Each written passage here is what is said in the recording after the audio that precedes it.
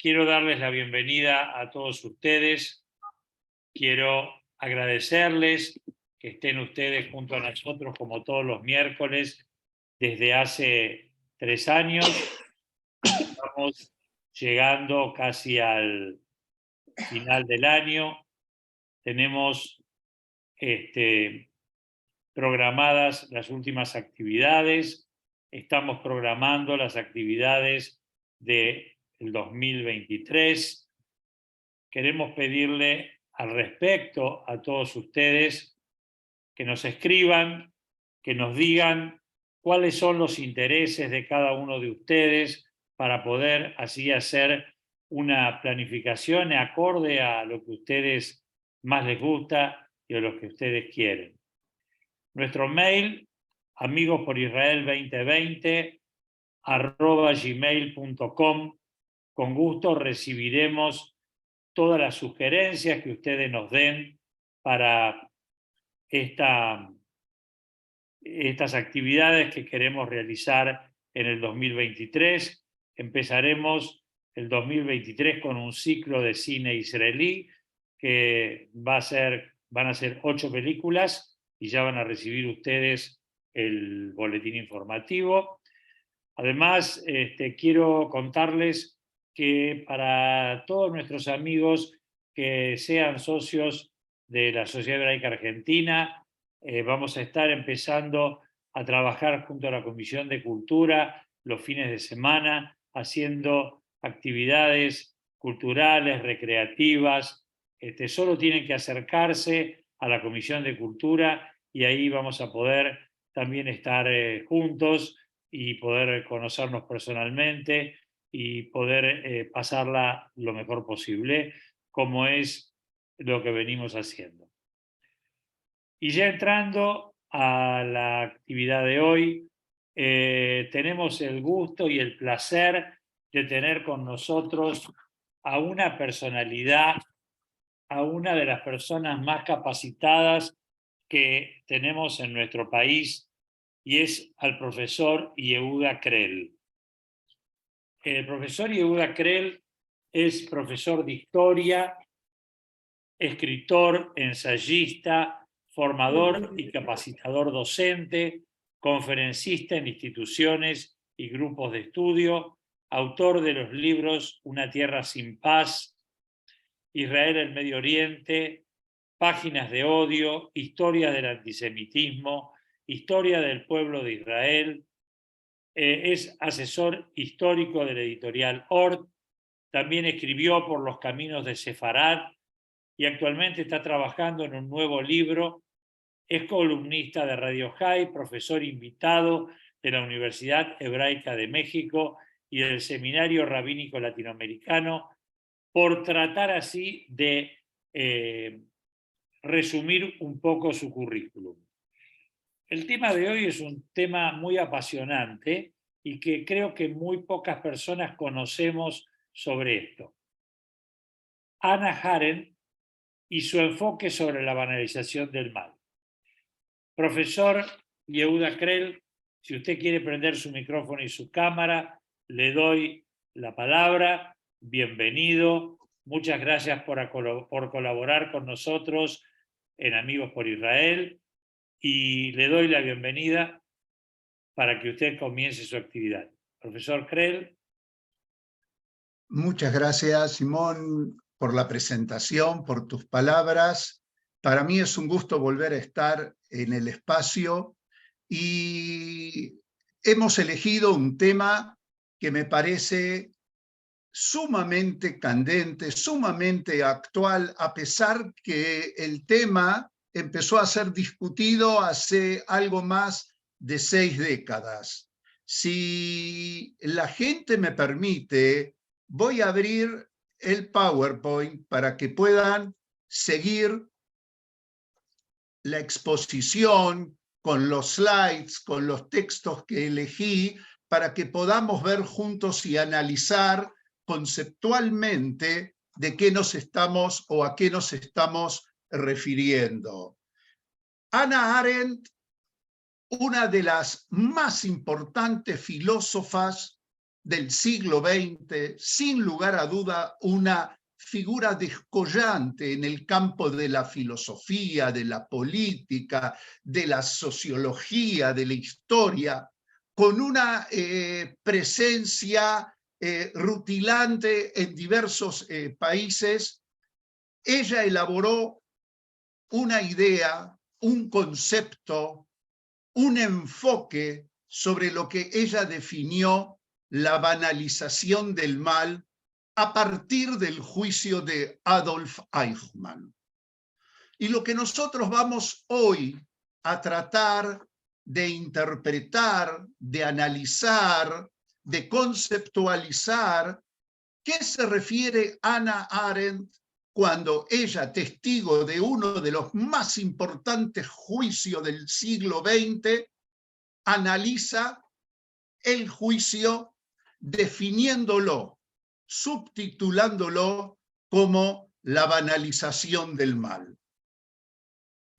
El 23 de mayo de 1960, el primer ministro de Israel, David Ben-Gurión, en una importantísima sesión de la Knesset, avisa, informa que las fuerzas de seguridad de su país arrestaron a uno de los mayores criminales de guerra nazis y que ese criminal de guerra iba a ser juzgado ante un tribunal israelí bajo la ley castigo a los nazis y a sus colaboradores, que entre paréntesis hace falta agregar que esta ley es una de las leyes fundamentales del Estado de Israel. Esta ley fue diseñada y aprobada a principios de los años 50 con el mismo nacimiento del Estado. El Estado de Israel asumió la responsabilidad de juzgar en presencia de los criminales sus atrocidades y a sus cómplices. Se acusaba a Adolf Eichmann de 15 delitos, que entre los cuales los más importantes eran crímenes contra la humanidad, crímenes de guerra y participación en organizaciones criminales. El 10 de abril de 1961 dio inicio el juicio en Jerusalén y fue un acontecimiento mundial. Muchos de nosotros recuerdan cómo se siguió por la prensa, la radio, la televisión este juicio, y que por primera vez en la historia uno de los máximos responsables de la Shoah era juzgado en el Estado de Israel. Para el juicio se seleccionaron 112 testigos de varios países y la Fiscalía preparó, ordenó más de 1.600 documentos que fueron firmados por el mismo Eichmann, comprometiéndolo con lo que él llamaba, o lo que se llamó, la solución final de la cuestión judía. Además del castigo al criminal de guerra, el Estado de Israel, el gobierno de Israel, se propuso utilizar cada uno de los testimonios, cada una de las audiencias, para darle al mundo lo que se definía en ese entonces como la versión definitiva de la Shoah. Que la Shoah no fue solamente una actitud, una política, un hecho tangencial, paralelo del gobierno del régimen nazi, sino que se intentó demostrar que las atrocidades de la Shoah fueron parte primordial, esencial del proyecto del Estado nazi alemán. Además, los gobernantes entendieron perfectamente bien que esto tenía también una trascendencia pedagógica, una trascendencia educativa. Era necesario que la juventud judía, era necesario que la sociedad israelí joven tenga una información de primera mano sobre lo que sucedió en los años trágicos de la Segunda Guerra Mundial.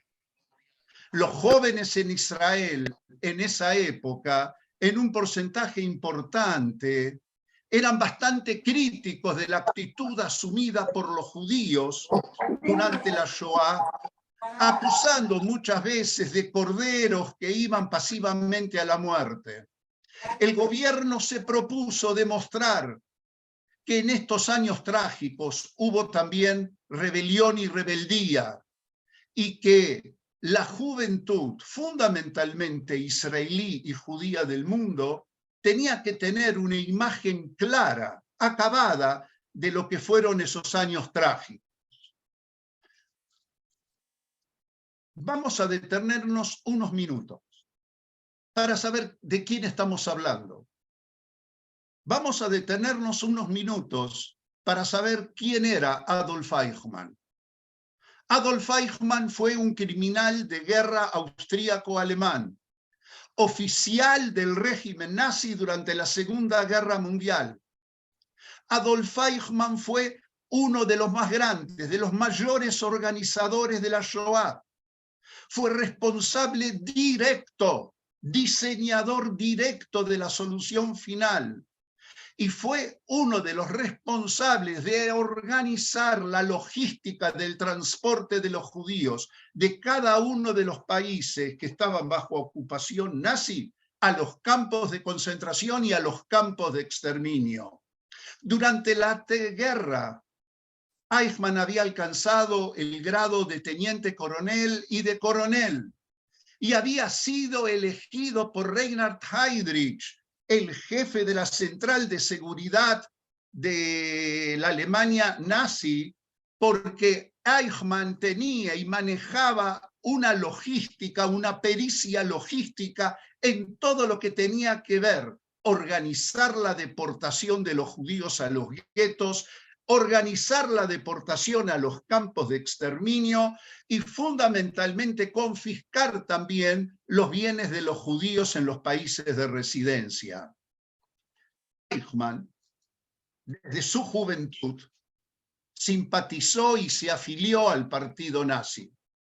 Hay una documentación frondosa, abundante, sobre cómo a fines de la década de los 20, principio de los 30, siendo un adolescente, él ya se incorpora a la sección juvenil de Hermann Hitler para ser guardia de seguridad y actuar en las acciones violentas. Hay un material frondoso acerca de cómo se formó en la ideología del partido, cómo él luchaba en contra del Tratado de Versalles, su antisemitismo furibundo, su antibolcheviquismo en extremo. Era un abanderado de la teoría del Lebensraum, del espacio vital por el cual los alemanes debían conquistar Europa. Era un abanderado de la idea de la superioridad de la raza aria.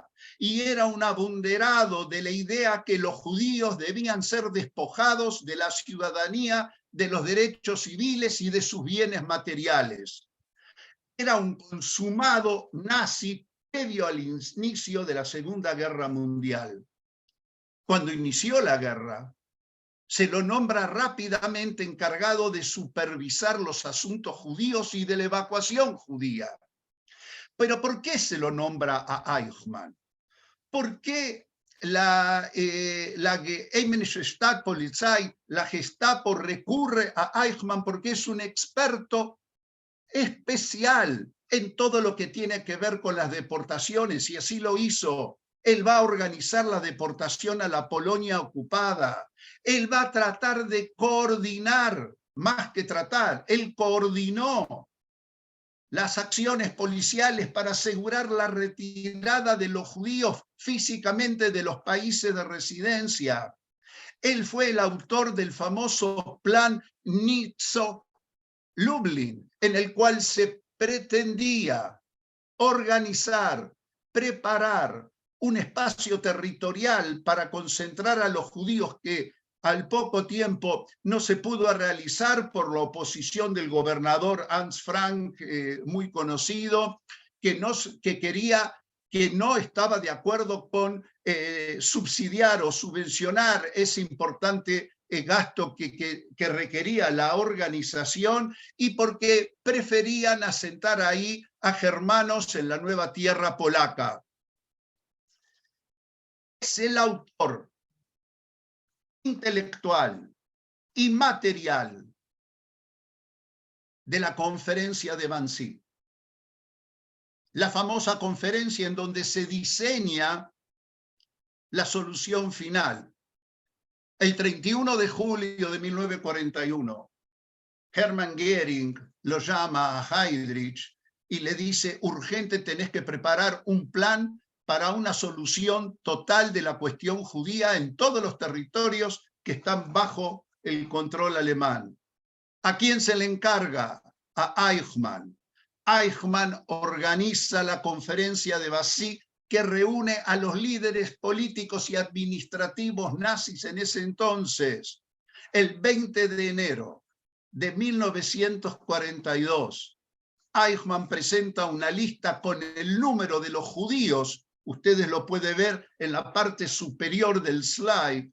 Prepara una lista con el número de los judíos de varios países europeos que él se iba a encargar de transportar y asegurar su solución final, su exterminio.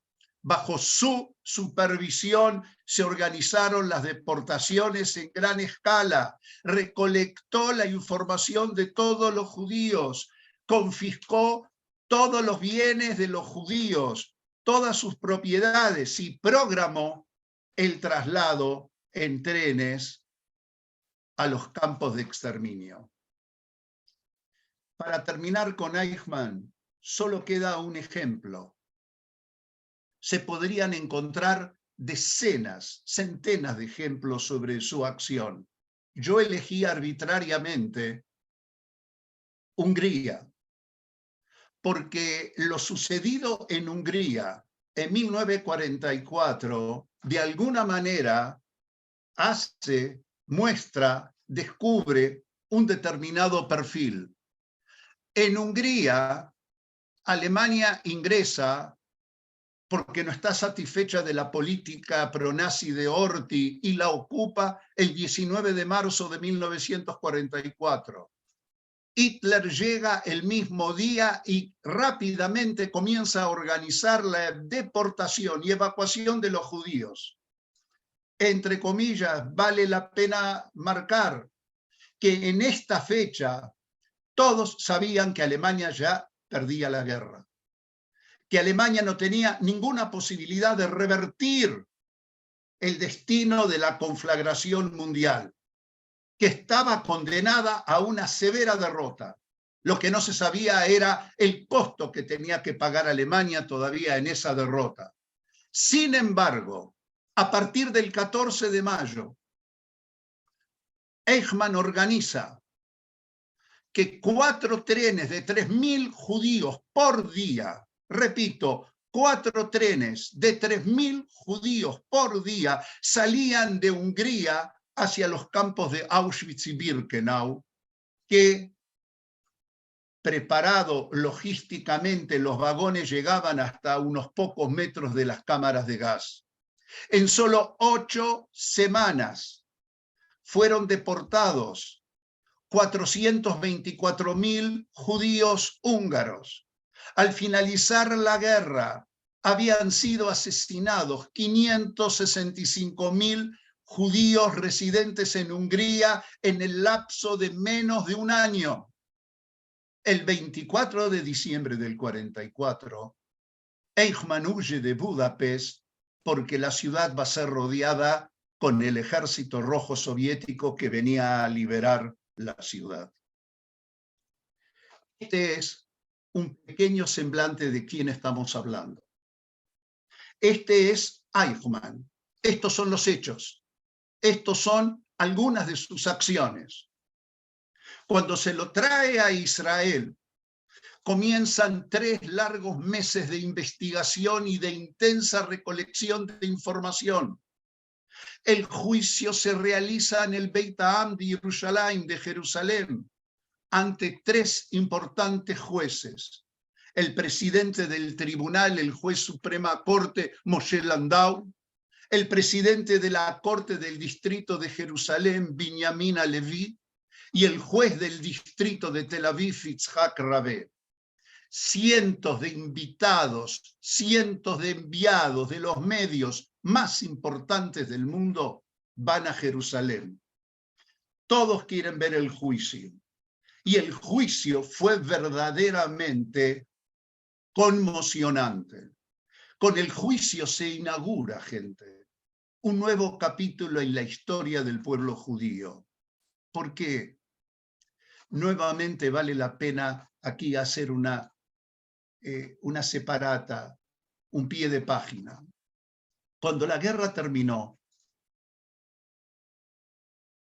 cuando se liberó Europa del nazismo, los investigadores, los que recolectaban información, los que reunían información, los que investigaban los hechos, los que ordenaban los hechos, se encontraron en muchos casos con una actitud evasiva, una actitud que llamó poderosamente la atención. En ese entonces, la mayoría de los sobrevivientes de la Shoah optaron por no relatar lo que habían visto, no transmitir los horrores que habían vivido. Muchos optaron por guardar, por conservar íntimamente las trágicas experiencias. A nadie le gusta contar sus humillaciones, a nadie le gusta contar sus ultrajes. El juicio de Eichmann es un vuelta de página. La imputación, la acusación tenía como objetivo presentar a Eichmann como el responsable de todas las etapas del exterminio. Él estuvo involucrado desde el diseño, la logística y la realización. Recuerdo en el año 66 en Israel, en una charla que nos dio el fiscal general que acusó a Eichmann, Gidon Hausner, que nos explicaba cuál era su objetivo, cuál era el objetivo del equipo de la Fiscalía en reunir la documentación y no poner el acento en lo que decía o hacía o hizo el acusado, sino basar el juicio en los testimonios de los sobrevivientes que aún estaban con vida y que tenían mucho para contar y decir. La elección de los testigos fue muy rigurosa. Se trajo testigos de distintos países. El objetivo era demostrar cómo la ocupación nazi durante la guerra en todos los países que ocupó condenó a muerte, ultrajó al pueblo judío, y así tener una dimensión de lo que fue esos flagrantes delitos. Las palabras de apertura de Eisner hicieron historia. En su apertura, con su dedo acusador dice: síganme con el cursor. En el sitio que me encuentro hoy ante ustedes, jueces de Israel, para demandar contra Adolf Eichmann, no me encuentro solo. Conmigo se levantan aquí en este momento 6 millones de demandantes, pero ellos no tienen la posibilidad de comparecer en persona, de apuntar hacia la cabina de vidrio un índice vengador y gritar: yo acuso, porque sus cenizas han sido amontonadas en las colonias de Auschwitz y en los campos de Treblinka, sus huesos esparcidos en los bosques de Polonia y sus tumbas dispersadas a través de toda Europa. Pero seré yo su portavoz y en su nombre levantaré esta acta de acusación terrible. El juicio, como dije, fue sesiones de una extroversión tan apasionante que había que tener fuerza para tolerar lo que ahí los testigos testimoniaban. Adolf Eichmann, quien fuera el arquitecto del Holocausto, el nazi que favoreció, propició y permitió la muerte del sufrimiento atroz de millones de personas, adoptó la política de no sentirse culpable ni responsable de semejante horror. Eichmann se veía a sí mismo como un inocente y se declaró inocente. Él decía, yo hacía mi trabajo, nada más. Yo no pensaba, yo no planificaba, yo no construía. Mi cometido era solo técnico de transportes. Hacía lo que se me decía. El abogado defensor de Eichmann, Robert Servatius, un abogado alemán que ya en el pasado había defendido a otros criminales de guerra nazi, no se encargó de refutar o negar la veracidad de los hechos. Él se concentró en algo puntual y esencial, en disminuir la responsabilidad de Eichmann. Él dijo que Eichmann actuaba por obediencia debida. Él era un pequeño eslabón en el sistema y se vio obligado a cumplir las órdenes que emitían sus superiores. Eichmann sostenía que sus actos no debían ser juzgados por Israel. Israel no tenía ninguna potestad. Sus actos debían ser juzgados por el Estado alemán, ya que es el Estado alemán que le dio a él la orden de actuar y él lo hizo con extrema eficiencia. Eichmann afirmaba que él era un funcionario que cumplía la ley alemana, en donde la palabra del Führer era la ley. En una sentencia magistral, los jueces hicieron hincapié en lo que estaba probado, que lo que estaba probado fuera de toda duda, que Eichmann había actuado sobre la base de una identificación total y absoluta con las órdenes recibidas y con una voluntad encarnizada, decían, en realizar los objetivos criminales. Al finalizar el juicio, Eichmann fue declarado culpable de los crímenes contra el pueblo judío, crímenes contra la humanidad y crímenes de guerra, y se lo condenó a morir en la horca. Sus últimas palabras fueron: larga vida a Alemania, larga vida a Austria, larga vida a la Argentina. Estos son los países con los que más me identifico y nunca los voy a olvidar. Tuve que obedecer las reglas de la guerra y las de mi bandera. Estoy listo. La sentencia se cumplió en la madrugada del 31 de mayo de 1962 en la prisión de Rambla. Como les dije, el juicio a Eichmann conmocionó al mundo. Todos, absolutamente todos pugnaban por presenciarlo. Periodistas, investigadores, pensadores, legistas, todos querían ser parte del debate, de un debate sin precedentes. Nunca se había dado un escenario de esta magnitud. En el juicio de Nuremberg, no fueron los alemanes que juzgaron a sus criminales, fueron las fuerzas de ocupación o de liberación de Europa. Aquí, el pueblo judío, bajo sus representantes, juzga a uno de sus genocidas. Y una de las figuras, Hannah Arendt, una de las figuras más importantes del pensamiento político, del pensamiento filosófico del siglo XX, siguió este juicio paso a paso como corresponsal de la revista estadounidense The New Yorker. Todos sus artículos luego los condensó en un importantísimo, de lectura hasta obligatoria, diría,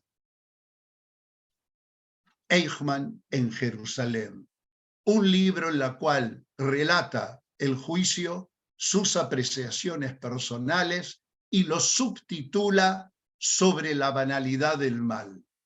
Este subtítulo sobre la banalidad del mal conmocionó al mundo intelectual, al mundo de las ideas, a historiadores, a académicos, a investigadores. Arendt, dos palabritas para entender desde dónde habla, dónde está parada. Arendt fue una mujer, una inclaudicable luchadora contra todo tipo de totalitarismo, principalmente el comunista y el fascista. Siempre recomiendo a mis docentes y a mis alumnos leer su famosa obra Los orígenes del totalitarismo, que es una obra magna para entender y concebir, comprender qué significa un Estado totalitario y sus alcances. Además del totalitarismo, Arendt escribió y reflexionó acerca del sionismo, el holocausto y las circunstancias que pueden llevar a un ser humano normal, marquen este término, como ella lo define, un ser humano normal, a cometer las peores atrocidades y deja para la historia este concepto de la banalidad. Siempre ella dejó sentada su condición judía. Como judía fue torturada en los sótanos de la Gestapo, como judía fue encarcelada y torturada en Alemania y en los campos de concentración de Francia. Siempre adoptó una actitud de alto compromiso con su condición judía. Analizó los errores del ingreso del judío a la sociedad. Analizó al judío que, a pesar de haber entrado a la sociedad, sigue sufriendo la exclusión social. Analiza al judío como paria dentro de la sociedad gentil y desarrolla un concepto como el de parvenu, que es advenedizo, cómo una sociedad ve a un judío que entra a convivir con él. En el año 1932 escribe un artículo magistral en la revista Geschichte der Juden in Deutschland, en el cual habla de la ilustración y la cuestión judía, donde discute con los padres del racionalismo, de la escala del iluminismo, las ventajas de ingresar a la sociedad. En 1933, con el mismo ascenso del nazismo al poder, ella es una de las primeras que va a combatir dialécticamente en enormes discusiones y confrontaciones con todos aquellos colegas que querían abrazar el nazismo, con todos aquellos intelectuales que corrían a afiliarse al nazismo. Incluso discute con intelectuales judíos que en un principio simpatizaban con algunas ideas del nazismo en función de de un enemigo común que se avecinaba, que se llamaba comunismo. Ella se siente desilusionada de todos ellos, pero fundamentalmente se va a sentir desilusionada de Martin Heidegger, su maestro, y también durante un tiempo que mantuvo con él una relación amorosa. Cuando Heidegger se afilia al partido nazi, ella rompe con él y llevó muchos años hasta que volvió a renovar un trato. En el año 1963 publica Hannah Arendt Eichmann en Jerusalén y despierta fuertes controversias por el término banal. Ella intenta explicar qué quiere decir banal. Arendt sostiene que ser banal implica que una persona normal puede renunciar a pensar por sí mismo. Un individuo muchas veces comienza a actuar por una orden impuesta por otro. Poco a poco va asumiendo posturas que no emanan de él, no parten de él, y sin darse cuenta empieza a incorporar y a asumir conductas que pueden hacer de él el peor de los criminales de su tiempo. La banalidad del mal, según Arendt, es el concepto que, según ella, afirma que personas normales son capaces de cometer males o atrocidades. Repito, personas normales son capaces de cometer mezquindades, maldades y atrocidades. Dice, pensemos en las personas que no se consideran culpables de forma individual de un mal colectivo, aunque hayan participado en él o formado parte de alguna manera de él, que piensan que sus actos son solo insignificantes, son como un grano de arena, que únicamente lo que hacen es obedecer y ejecutar los planes trazados, diseñados por los de arriba.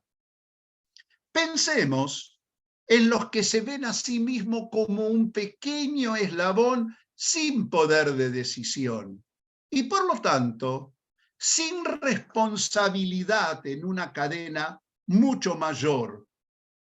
Ellos no deben rendir cuentas, no deben dar explicaciones, porque los que tienen que rendir cuentas y dar explicaciones son sus jefes.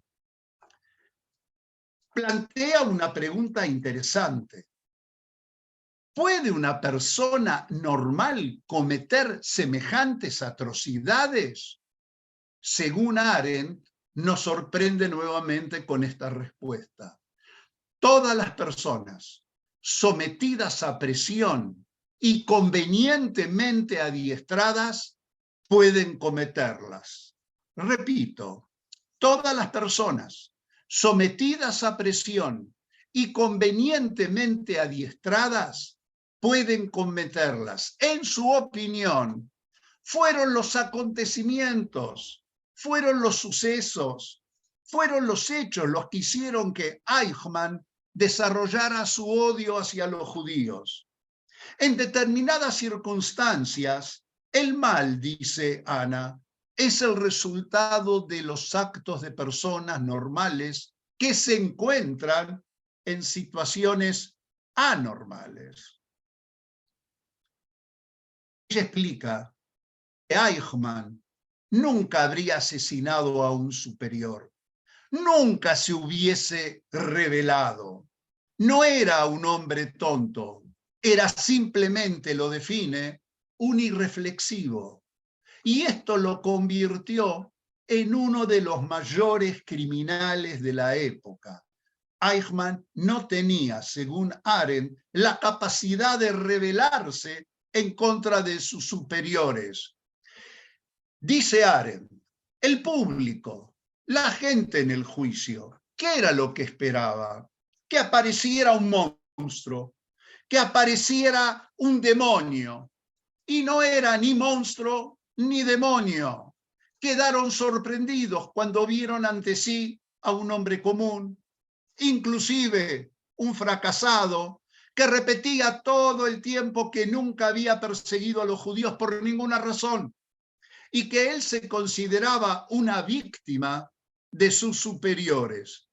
Lo único que sus superiores se aprovecharon era de su obediencia. Él solo había sido un ejecutor de órdenes. Y ahí, dice Ana, ahí, dice Arendt, reside lo banal. Según la descripción que efectuaba Arendt de Eichmann, él parecía una persona llena de tics, grotesca, sin el menor sentido de la responsabilidad.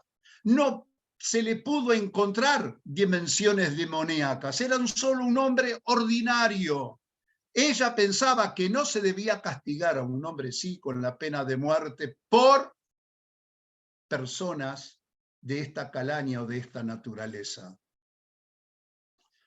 Para Arendt era evidente que Eichmann fue uno de los mayores responsables del genocidio. No cabía la menor duda de su antisemitismo y de su odio hacia los judíos, pero él negaba esa responsabilidad sin mentir y sin disimular.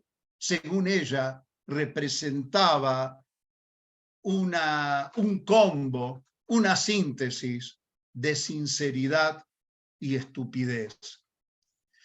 Quiero marcar acá que Arendt, en su gran obra Orígenes del totalitarismo, ella ya había distinguido dos clases de criminales dentro del nazismo. Ella había distinguido, por un lado, a las bestias crueles, a los sádicos que surgían de la masa, que surgían del populacho, como ella decía, y alimentaban el odio irracional. Los resentidos, los personajes nefastos de la CCA, los personajes nefastos o los que hacían el trabajo sucio en los partidos, etcétera, etcétera. Y también, por otro lado, estaban aquellos individuos normales, como ellos lo definen, burgueses, trabajadores, buenos padres de familia, como los casos de Himmler o los casos de Eichmann. Frente a esta postura de Hannah Arendt surgió una enorme batería de críticos intelectuales, académicos, historiadores. Yo me voy a circunscribir fundamentalmente en el plano de la historia. No nos podemos extender en otros campos como la filosofía, la diferencia de la banalidad del mal con el mal absoluto de Kant y Hegel. O sea, vamos a circunscribirnos fundamentalmente en el campo de la historia. El gran historiador de la Shoah, Raúl Hilberg, el autor de otra obra de lectura obligatoria, La destrucción de los judíos europeos, objeta el concepto de banalidad que, según Arendt, tiene Eichmann. Él sostiene y dice, Eichmann no era un burócrata, tenía un grado de responsabilidad muy elevado en el entramado del genocidio. Según el autor de La destrucción de los judíos europeos, el teniente Eichmann no era un burócrata ordinario, era el responsable del control de un gran número de Judenrat, de la expropiación de los judíos de Alemania, Austria, Bohemia, Moravia, de la emanación de medidas antisemitas en los países satélites del Tercer Reich y de la organización de los transportes hacia los campos de exterminio. Dice Hilberg, esto de banal no tenía absolutamente nada. Daniel Goldhagen, un gran historiador de la Shoah de los Estados Unidos, autor también de un libro de gran recomendación, Los verdugos voluntarios de Hitler, la óptica de Goldhagen es que no solamente tenemos que fijarnos en los gobiernos, sino también en los pueblos.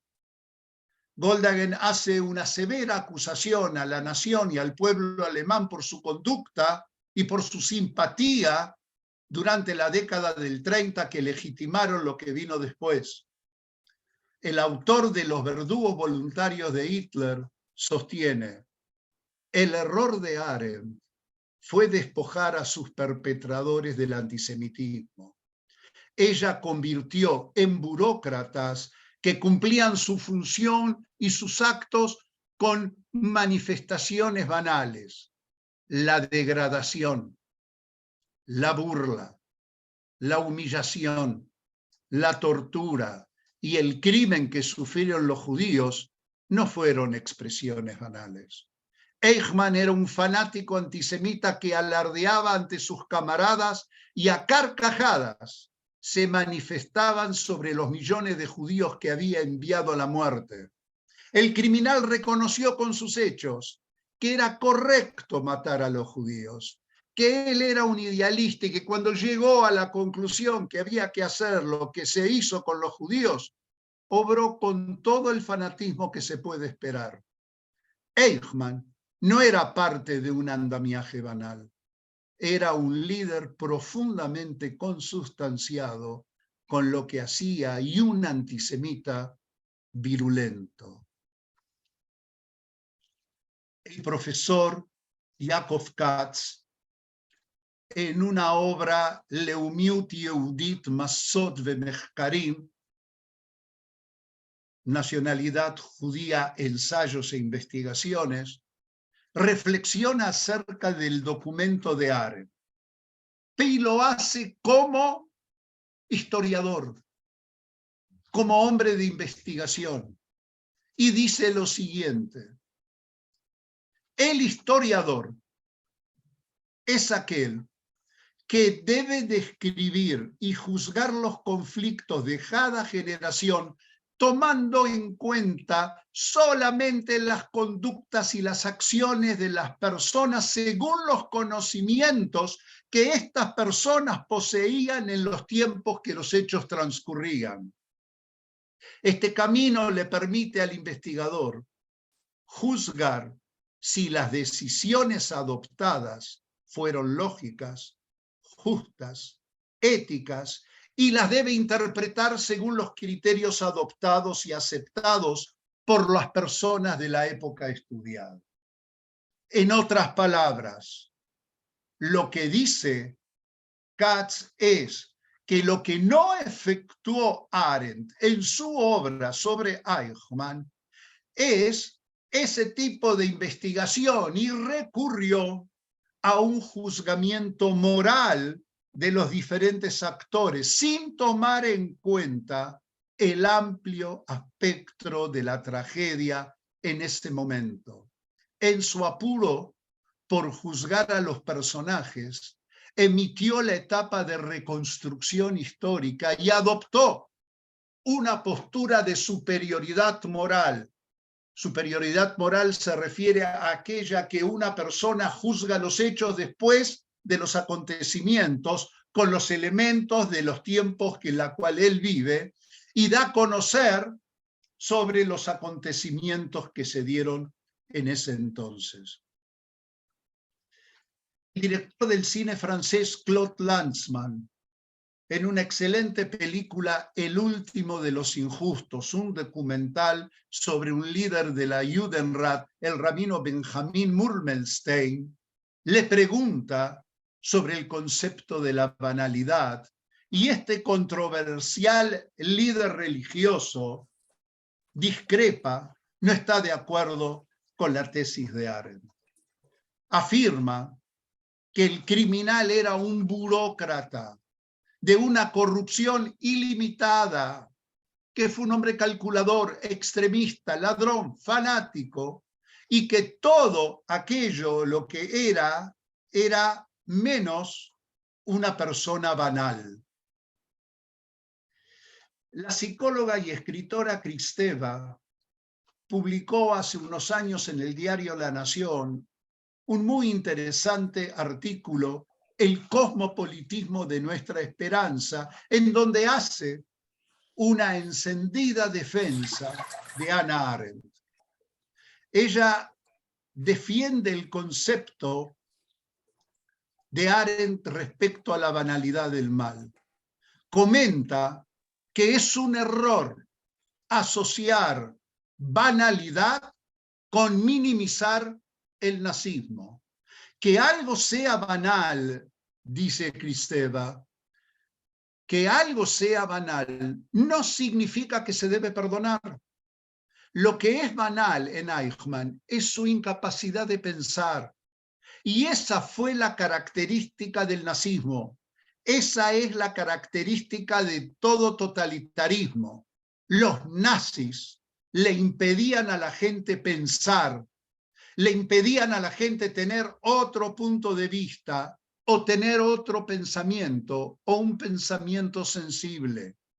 Ella concluye aseverando que una vez que los nazis destruyeron el pensamiento, pusieron en su lugar la obediencia, que es la sumisión a los esquemas de los dictadores.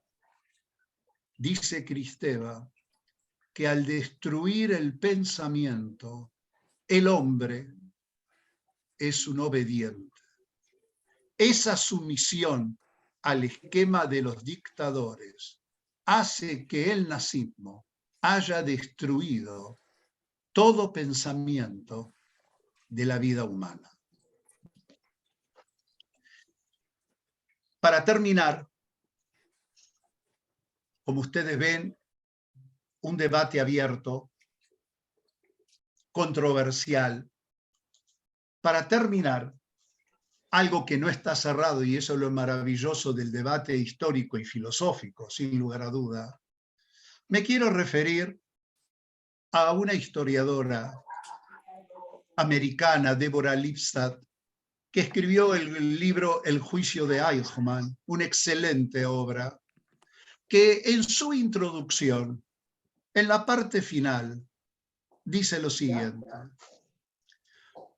una de las lecciones implícitas que dejó el juicio de Eichmann tiene que ver con que cada vez que exista una masacre, un caso de genocidio, un crimen de guerra en los que queden impunes los perpetradores y desconocidos los hechos, queda pendiente la obligación de la humanidad de reafirmar el relato de las víctimas para sacarlas de su situación de olvido y negación y revertir con compromisos y hechos la afirmación del escritor, del pensador Walter Benjamin, cuando afirma: para las víctimas y los oprimidos, el estado de excepción es permanente. Antes que nada, les agradezco a todos la paciencia de este tiempo en haber seguido esta presentación dilemática sobre la banalidad del mal. Y regreso a mi amigo Simón. No sé si nos queda tiempo, Simón. Yehuda, si podés desconectarte de la pantalla, sí, tengo unas preguntas para hacerte. A ver, cierro un segundo. A ver, aquí Ahora estamos. Sí. Perfecto. Ahora sí. Bueno, increíble tu presentación, Yehuda. Realmente, como siempre, nos sorprendés con tu claridad en todas las afirmaciones que tenés. Y tal como lo prometí, tengo algunas preguntas de nuestros amigos presentes y si me permitís te las voy a ir haciendo. ¿Ok? ¿Cómo no? Bueno, me preguntan o te preguntan si podrías ampliar el concepto de versión final de la Shoah. La solución final, entiendo que se refieren a esto, fue un plan diseñado que tenía el siguiente objetivo: exterminar todo lo que se llama judío y todo lo que se llama judaísmo.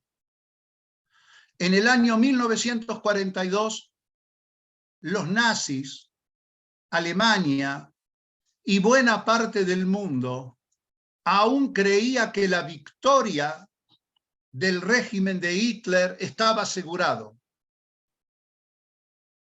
El año 1942, Alemania nazi está en el apogeo de la guerra, en el apogeo. Se estaba muy lejos todavía de los virajes que iban a suceder después. Y el tema judío tenía que tener una solución final. Esa solución tenía que ser que cuando la guerra termine con el triunfo alemán en el mundo, no tenía que quedar nada que se llame judío, ni nada que se llame judaísmo. Por lo tanto, había que diseñar un plan y un proyecto de eliminar masivamente al pueblo judío en un ritmo determinado que permita solucionar lo que para ellos era la cuestión judía. El resumen, el listado que le presenta Eichmann en la convención de Wannsee es una lista de 11 millones de judíos, país por país. Inclusive figuran países que hasta el 42 no estaban bajo la égida nazi, inclusive. Eso fue el plan sistemático. Los campos de exterminio, los campos de concentración, las torturas, la eliminación física e institucional de los judíos o del pueblo judío fue parte de este plan que se llama la solución final sobre la cuestión judía.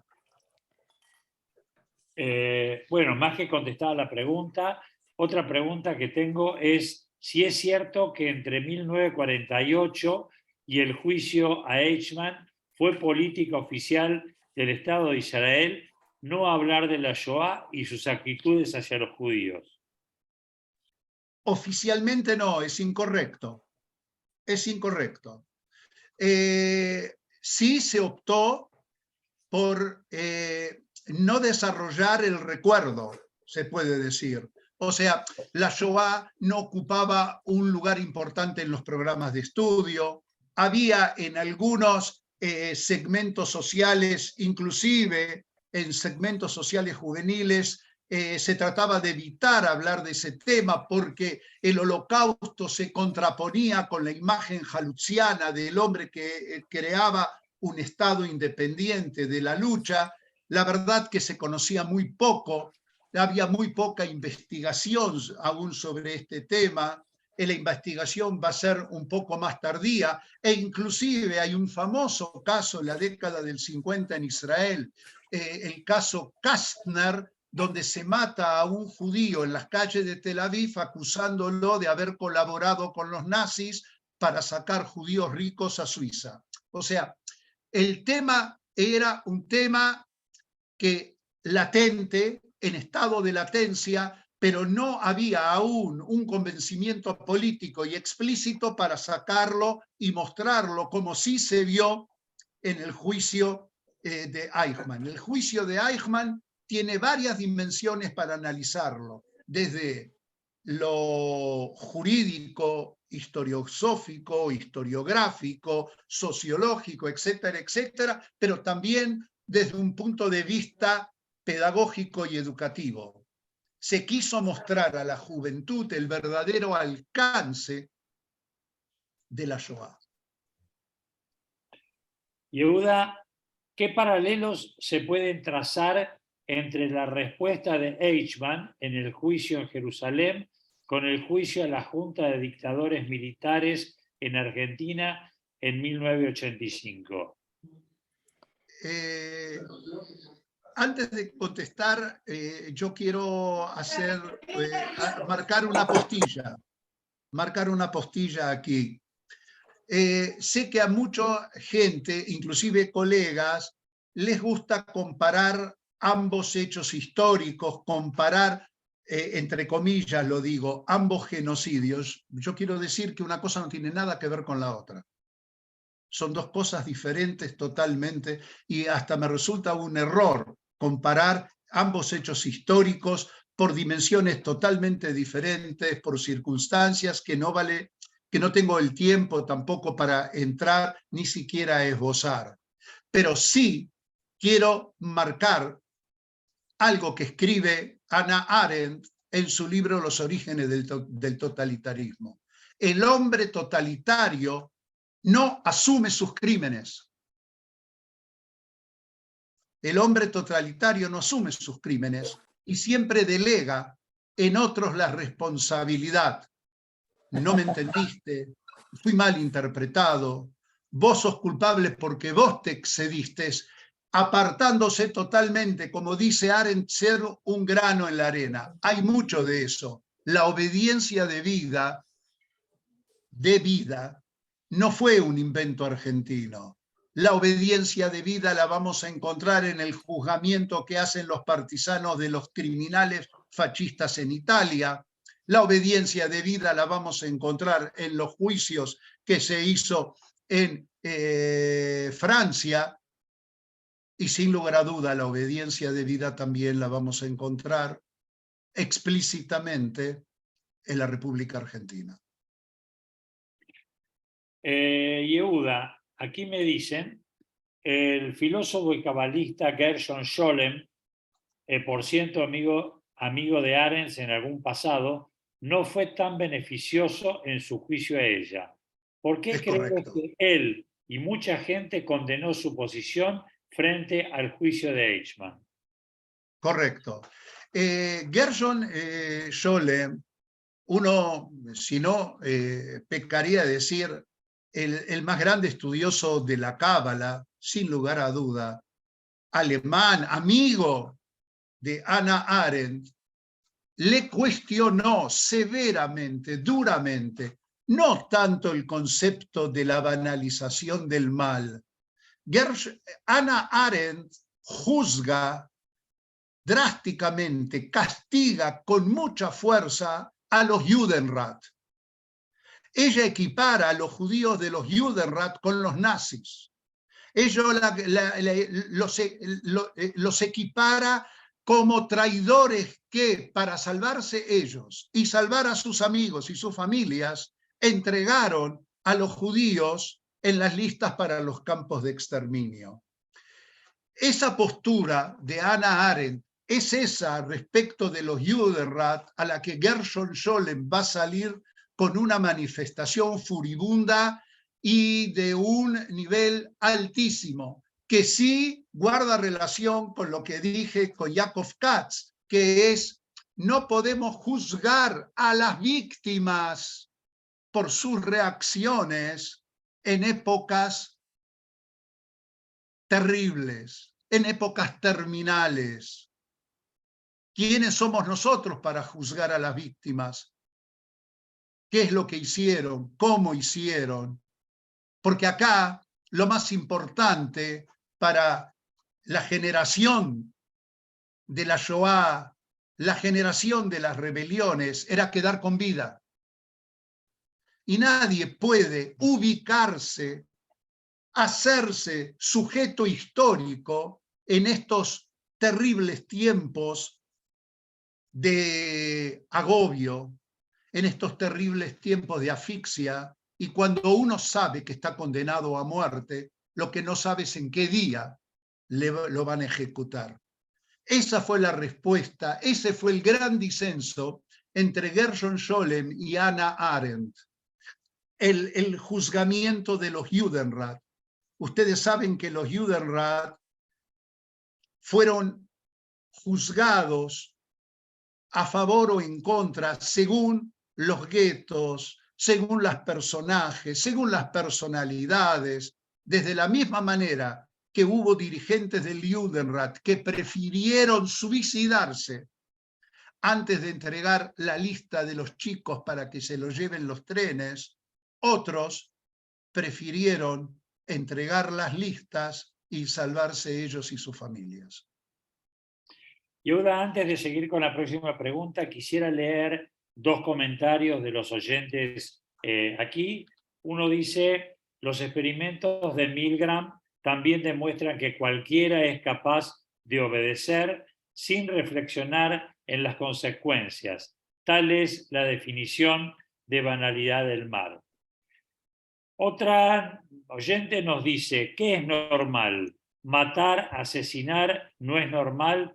Banalizar el asesinato justifica el mal. Matar no es normal. Existe el hombre malo en lo común. Me niego a justificar diciendo que Eichmann era normal. No era malo, no enfermo. Malo. Y aquí tengo una pregunta. ¿El concepto de banalidad abarca al pueblo alemán? Hannah Arendt es muy crítica de la actitud del pueblo alemán. Ella prácticamente desde el año 1933, no solamente que empieza a ser perseguida, pero ella empieza a ser perseguida en principio porque ella rechaza totalmente la presencia del nacionalsocialismo. Tenemos que entender que el mundo europeo entre las dos guerras va a vivir una feroz crisis política. La Primera Guerra Mundial trajo, la defenestración de las democracias. Las democracias entraron en Europa en una profunda crisis existencial, en la cual se mezclaba la corrupción, el desorden, la inflación, la impotencia. La crítica a esa democracia va a dar lugar que en Europa se instalen dos ejes hegemónicos que van a fulminar a Europa por su extremismo: el comunismo en el este y el nazifascismo en el centro-occidente de Europa. Bueno, Yehuda, voy a terminar leyendo algo que escribió un oyente que me parece importante. El judío asesinado fue Rudolf Kastner, judío húngaro, quien fue parte del Comité de Ayuda y Auxilio. Negoció con Adolf Eichmann la salida de 1.000 judíos húngaros, pagando una importante suma de dinero a un adjunto de Eichmann, Kurt Becher. Para referencias, el libro Kastner Train de Ann Porter. Yehuda, realmente, como lo dije al inicio cuando te presenté, un invitado con un conocimiento profundo del tema y una de las personas que más conoces del tema en nuestro medio. Yo quiero agradecerte sinceramente tu participación. Sabemos que contamos con tu ayuda siempre, ya has estado varias veces con nosotros y siempre tu convocatoria y tu charla fueron excepcionales. Así que en nombre de Amigos por Israel te quiero agradecer tu presencia, tu colaboración y si me permitís, quiero invitar para el próximo miércoles a todos nuestros oyentes a reírnos y a disfrutar. ¿Por qué? Vamos a hacer un homenaje a gran parte de los humoristas judíos argentinos del último siglo. Realmente va a ser una actividad para pasarla muy lindo y para distendernos y disfrutar, olvidarnos un poco de lo que pasa en la Argentina, del Mundial de Fútbol que no les interesa a mucha gente, de la política, y vamos a reírnos juntos. Así que los despido hasta el próximo miércoles. Shabbat Shalom Umeboraj, que pasen un buen, lindo fin de semana. Gracias por acompañarnos nuevamente y recuerden de mandarnos sus inquietudes a amigosporisrael2020@gmail.com porque para nosotros es importante poder satisfacerlos a ustedes en las cosas que ustedes quieren.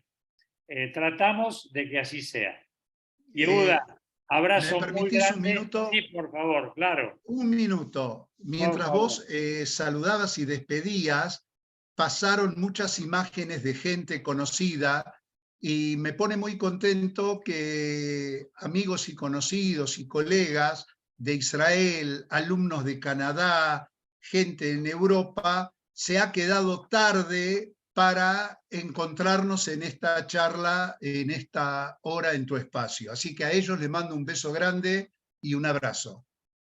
Sí, quiero decir algo más. Acá llegó una nota de alguien que quiere difundir el video, que vive en Neuquén. Yo por favor le pido de que me manden a través del mail su correo para poder mandarles el link de la grabación de la actividad del profesor Yehuda Krell. Lo repito nuevamente, amigosporisrael2020@gmail.com. Yehuda, fuerte abrazo, gracias por todo, que estemos bien, que podamos seguir disfrutando con alegría juntos todas estas actividades que las hacemos con tanto cariño. Muchísimas gracias. Un abrazo a todos.